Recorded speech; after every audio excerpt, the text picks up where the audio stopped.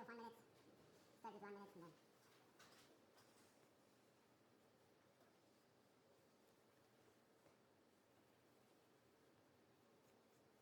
Thanks, Megan. Nice poses.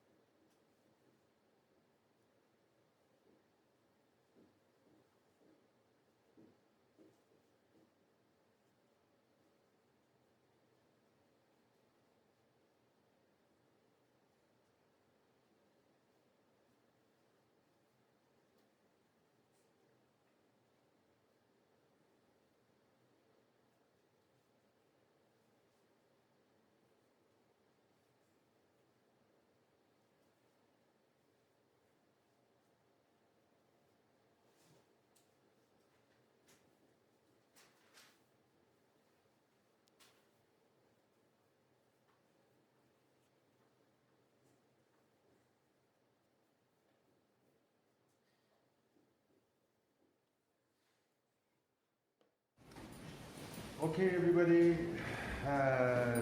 Today we're gonna, as I promised you last class, if you remember, I said we're gonna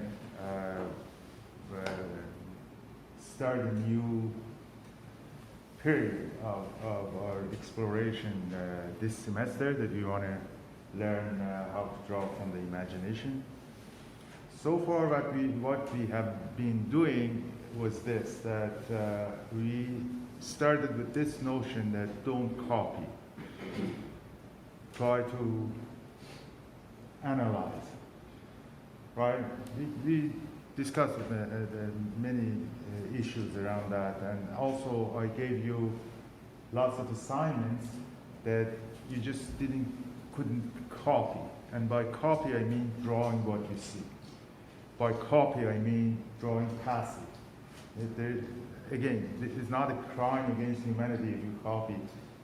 In the beginning, you have to copy in order to learn a lot of things. You have to try to draw what you see in order to improve, in order to expand your observational skill.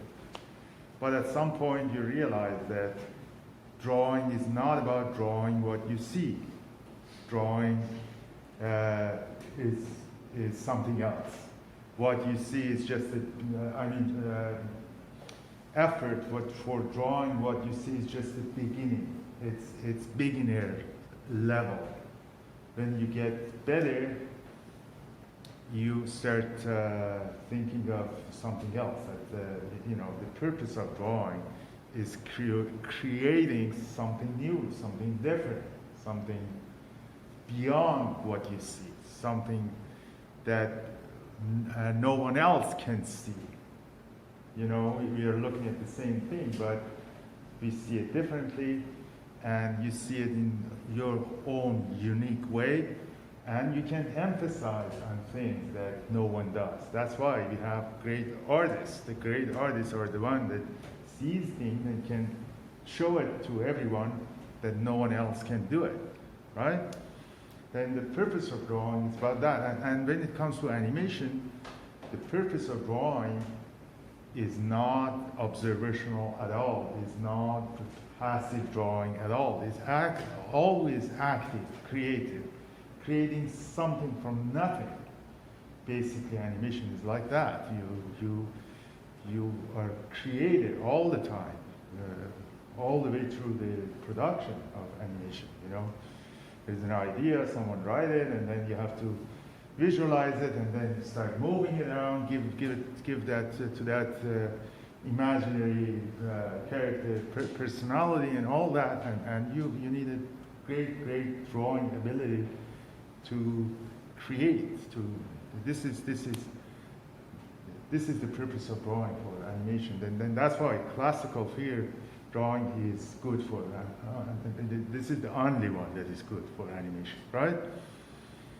Now, we have been through all this journey, and now that we are at this point, that, okay, what do we want to do with this? Now,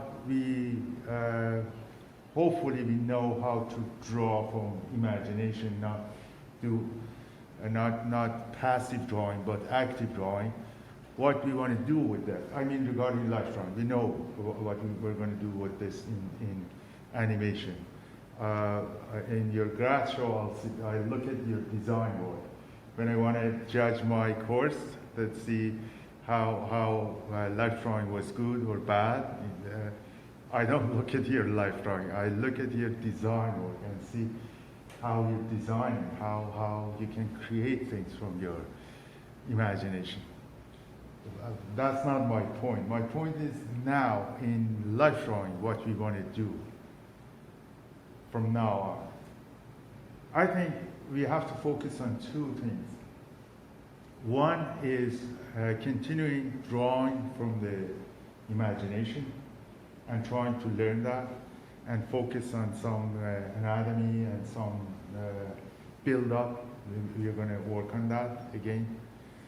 But for you also, every week I want you to do one drawing totally from your imagination.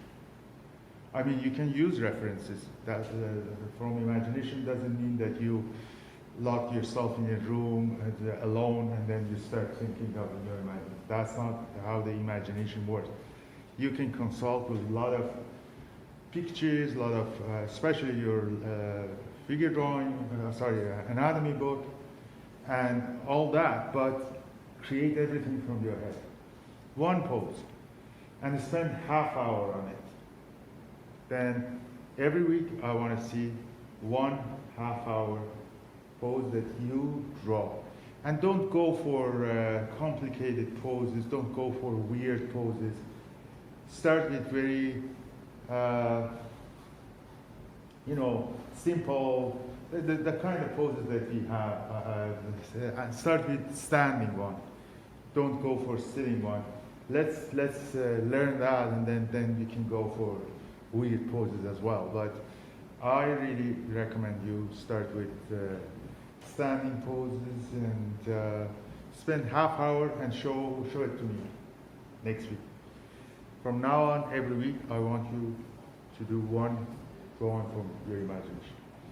That's one thing that we are going to focus on, and that gives me the opportunity to go through your progress and to see what you're doing, right? Another thing that we are going to do, you might ask me, okay, if we can draw from our head, what is the purpose of having a model? You don't need a model anymore. Sorry, model. And then you have to, you have to do that. Thank you. That's a very interesting question when you think about it, because all these great masters, they were using models. I've told you this before. If I haven't, then I say it again. For example, if you look at Michelangelo,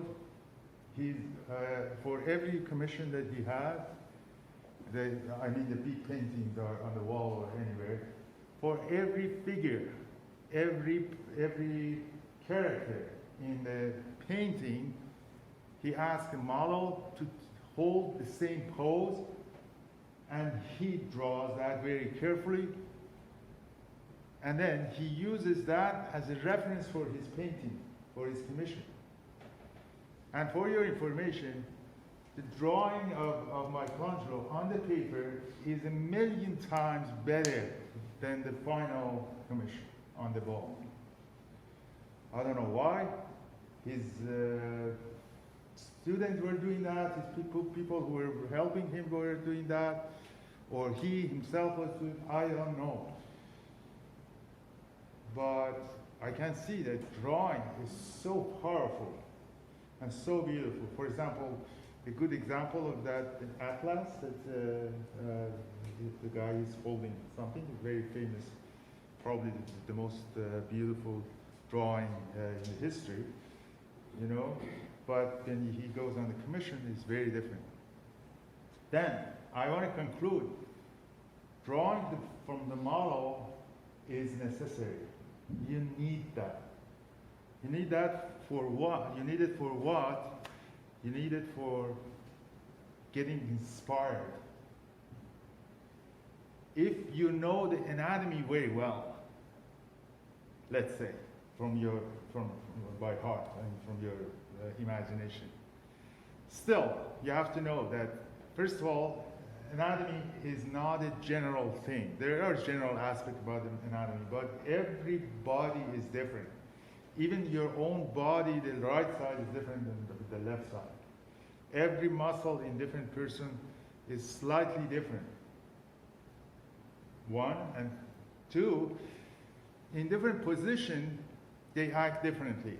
Then anatomy is not a set thing. It's not like computerized thing. It's very, very flexible, person to person, situation, different lighting, different position, different angle that you have from what point that you're looking at. Then these are all very complicated questions that you have to solve if you just want to solve it by your imagination.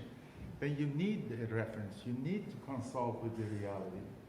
That's why Michelangelo, for example, for every pose, he asks a model to take the same pose and see, oh, okay, this is what I want to have in my final work, but let's see how to, in reality it could work, and you get inspired, you use that model as a reference for your work. Then you need the model, but the point is you need it as a reference for your work.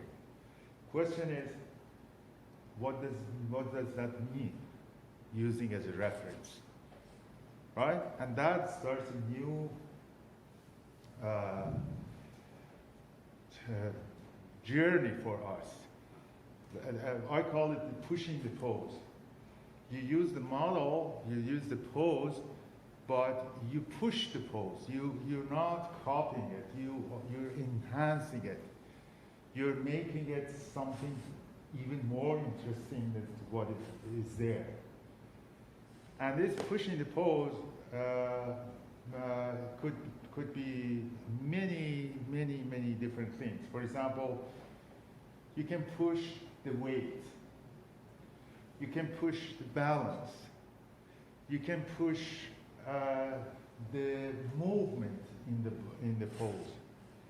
You can push the mood. For example, if someone is sad, the pose is sort of down, is not very energetic.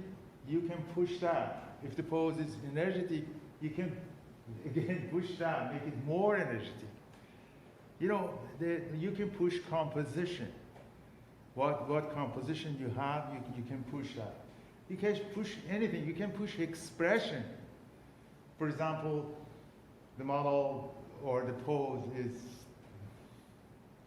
sad or angry, you can push that. Or you know, the model is tired, it's the end of the day, and you know, they want to go home because it's so very soon. You can push that. I mean, you can push the expression. You can push anything.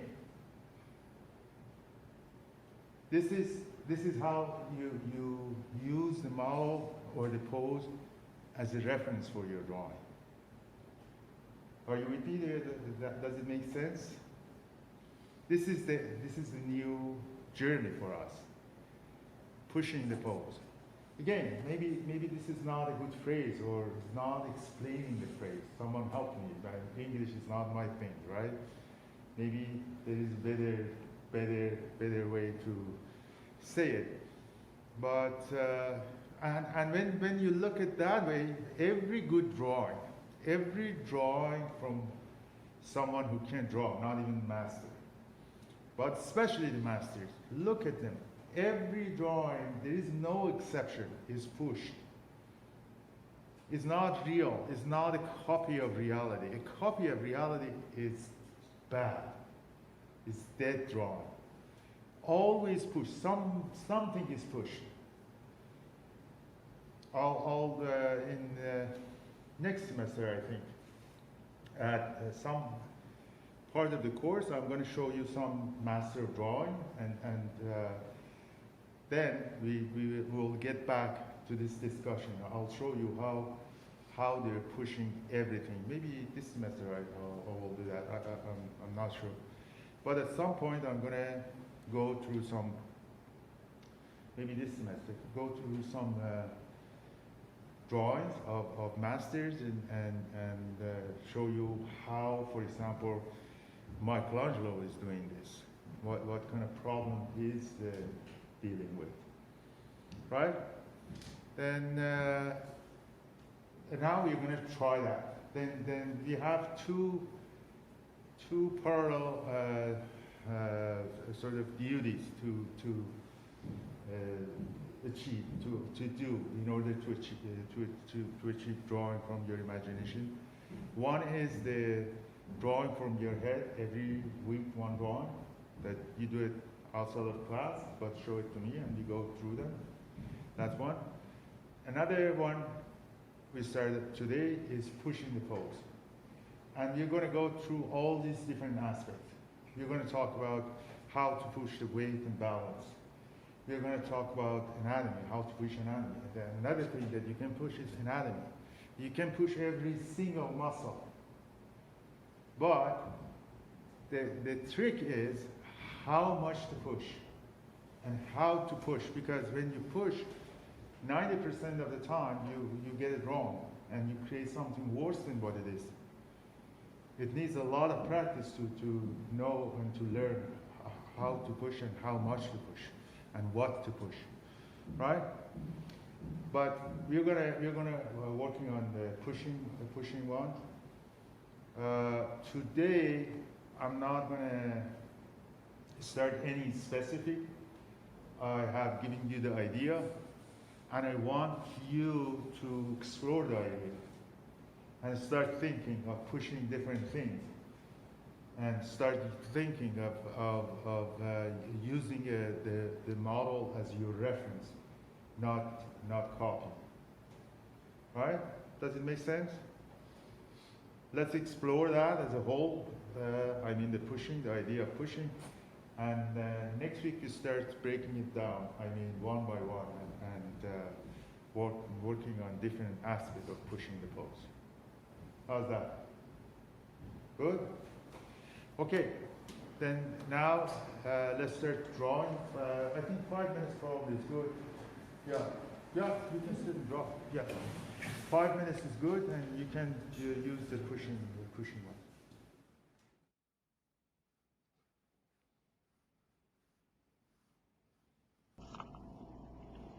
Okay, please pay attention in this pose, what I'm doing. I am trying to push the way he's standing, pushing the curve in the back, pushing the sort of two different movement, one up the upper body and then lower body, the leg. Also the contrast between the axles of shoulder and hip. I'm trying to push those, and then I use the model as a reference for what I want to do. For example, when I want to draw his back or the muscles in his back, I'm using the model and what I'm seeing, but I'm not copying those. I'm trying to do it in a way that is helping me to draw what I want to draw. It's very close to the pose that I'm seeing, but is not exactly the same. Look at those two arrows.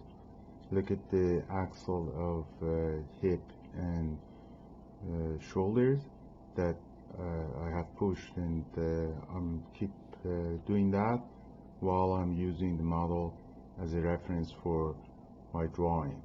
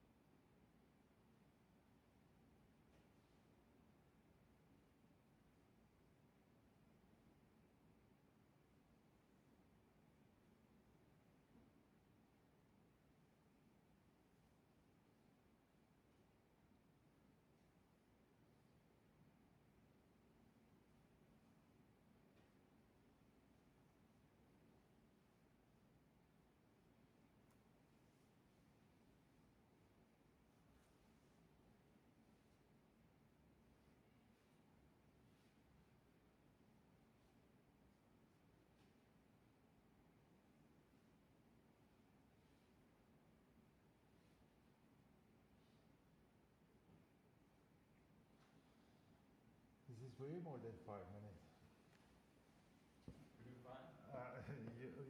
You cannot time it?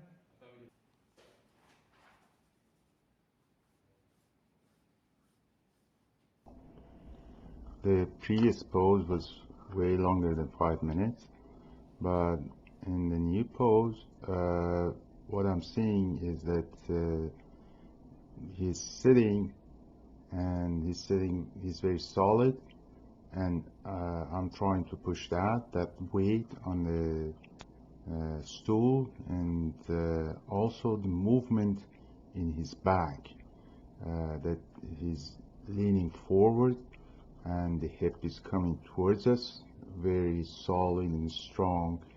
The way the weight is distributed to the hip, to the stool, and the leg, the left leg that is solid on the ground. I'm trying to push those, and also I'm trying to push anatomy. By the way, the drawing of Michelangelo that I showed you, the study, the drawing, not the painting, the drawing is very much pushed and very beautiful, and especially anatomy is pushed in that drawing of Michelangelo. If you want to see a good example of how to push anatomy, that drawing, that study of Michelangelo is a good example.